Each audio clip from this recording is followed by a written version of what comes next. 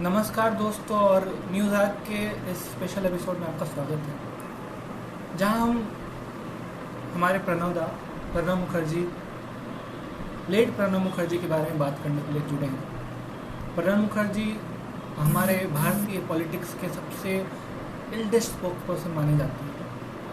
84 की एज में उनका आज देहांत हुआ। वो कोरोना वायरस से पॉजिटिव पाए गए थे और वो कोमा में चले गए थे जब उनकी ब्रेन सर्जरी हुई इसी महीने। उनके बेटे अभिजीत मुखर्जी का ट्वीट आया कि with heavy heart this is to inform you that my father Shri Pranab Mukherjee has passed away in spite of the best efforts from the doctor of RR hospital and prayers. Pranab Mukherjee के बारे में लोगों को उतनी जानकारी नहीं है, तो उनके जीवन काल पे एक थोड़ी सी नज़र डालते हैं, उनको एक ट्रिब्यूट देते हैं, उनकी आत्मा को शांति देते हैं। प्रणव कुमार मुखर्जी, जन्म 11 दिसंबर 1935, मृत्यु 31 अगस्त 2020, जन्म पश्चिम बंगाल। भारत के 13वें राष्ट्रपति रह चुके हैं। 26 जनवरी 2019 को प्रणब मुखर्जी को भारत रत्न से सम्मानित किया गया था। वे भारतीय राष्ट्रीय कांग्रेस के वरिष्ठ नेता हैं। भारतीय राष्ट्रीय कांग्रेस के नेतृत्व में उन्हें संयुक्त प्रगतिशील संगठन का उम्मीदवार घोषित किया गया था। उन्होंने अपने उम्मीदवार जो उनके सामने थे वो पीए संगमा को हराया था। 25 जुलाई 2012 को भारत के 13वें राष्ट्रपति के रूप में शपथ ली थी। प्रणब मुखर्जी ने किताब लिखा था द कोलिजन ईयर्स 1996 से 2012। प्रणब मुखर्जी का जन्म पश्चिम बंगाल के वीरभूमि जिले में एक ब्राह्मण परिवार के रूप में हुआ था। 24 वर्ष की उम्र में आज ही के दिन 31 अगस्त 2020 को उनकी मृत्यु हुई।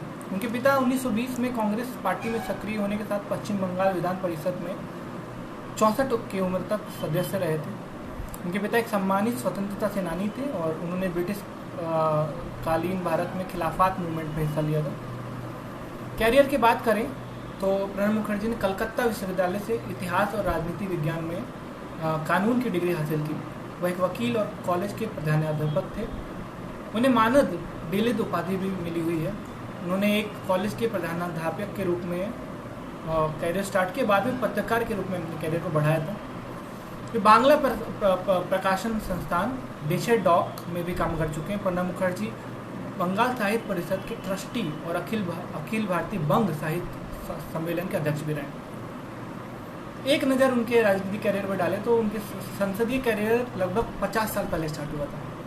1969 में 1969 में कांग्रेस पार्टी के राज्यसभा सदस्य के रूप में उन्होंने उच्च सदन से स्टार्ट किया था।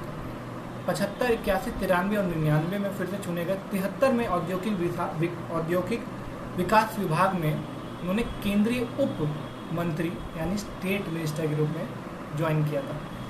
सन 1982 से 84 तक कई कैबिनेट पदों के लिए चुने जाते रहे। 84 में भारत के वित्त मंत्री बने। 84 में ही उनको एक पत्रिका ने सर्वेक्षण में विश्व के सबसे अच्छे वित्त मंत्री के रूप में चुना था।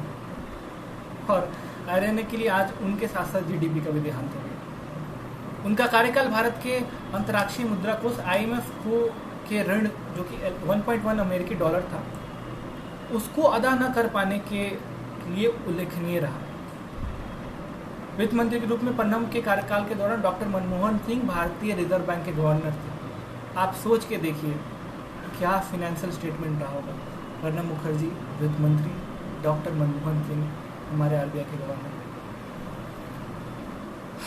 इंदिरा गांधी की हत्या के बाद लोकसभा चुनाव में जब राजीव गांधी की समर्थक मंडली के षड्यंत्र के शिकार हुए थे तो उन्हें मंत्रिमंडल में शामिल नहीं किया गया।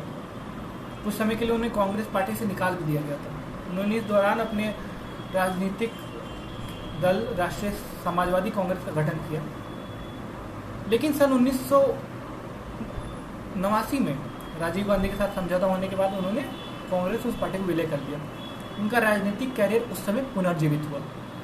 PV नरसिम्हा राव ने पहले उस योजना आयोग में उन्हें अध्यक्ष बनाया।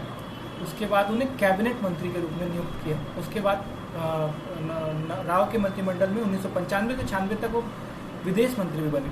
97 में उन्हें उत्कृष्ट सांसद चुना गया। 85 के बाद वो कांग्रेस की पश्चिम बंगाल राज्य इकाई का अध्यक्ष थे। 2004 में जब कांग्रेस की गठबंधन सरकार ने अगुवा के रूप में सरकार बनाई तो कांग्रेस के प्रधानमंत्री मनमोहन सिंह सिर्फ एक राज्यसभा सांसद थे। इसीलिए जंगीपुर लोकसभा निर्वाचन क्षेत्र में पहली बार लोकसभा चुनाव जीत के आने वाले प्रणब मुखर्जी को लोकसभा के सदन का नेता बनाया गया। उन्हें रक्षा, वित्त, विदेश मंत्री, राजस्व और परिवहन संचार मंत्री, इन सभी मंत्री होने का उनको गौरव भी हासिल है।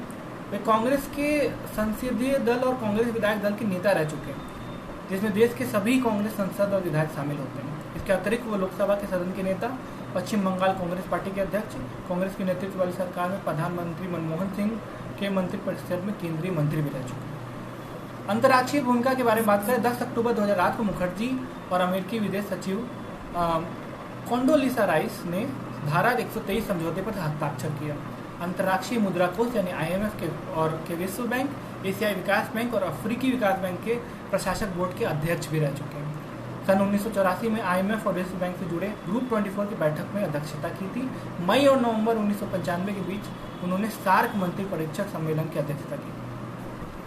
और वित्त मंत्री के बारे में बात करेंगे, एक बेहतरीन वित्त मंत्री थे। मनमोहन सिंह की दूसरी सरकार में प्रणब मुखर्जी भारत के वित्त मंत्री बने। इस पद के लिए वे पहले 1980 के दशक में काम कर चुके थे। 6 जुलाई 2009 को उन्होंने सरकार का वार्षिक बजट पेश किया।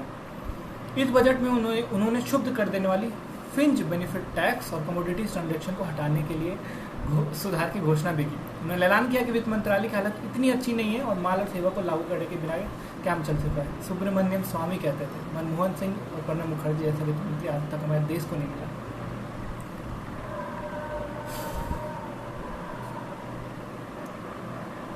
उनके विवाह के 22 वर्ष की उम्र में उनकी धर्मपत्नी सुभ्रा मुखर्जी के साथ हुई थी। उनके बेटे 2 हैं और एक बेटी है, कुल 3 बच्चे हैं।